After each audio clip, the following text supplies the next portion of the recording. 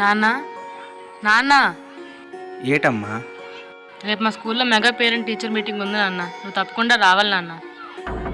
నానెందుకో అసలు తీరిక లేదు. చూస్తాను ఎన్ని పనులు అవుతున్నాయో. నాకు కుదరదమ్మా, నాకు కుదరదు. నాన్న 6 నెలల్లో చేతికొచ్చే పంట కోసమే రాత్రింబవళ్ళు కష్టపడుతుంటావు. మరి నేను 100 ఏళ్ల చదువుల పంటను, నా యోగక్షేమాలు తెలుసుకోవాలని లేదా నాన్న?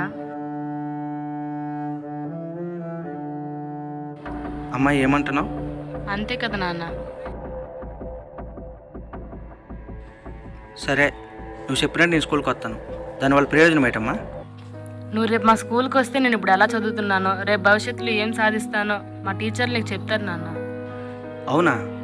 అంతేకాదు నాన్న, మా కోసం మన రాష్ట్ర ప్రభుత్వం ఏమేం సౌకర్యాలు కల్పిస్తుందో అవి కూడా తెలియజేస్తారు నాన్న మా టీచర్. సరేనమ్మా, రేపు ఎన్ని పనులున్నా నీకు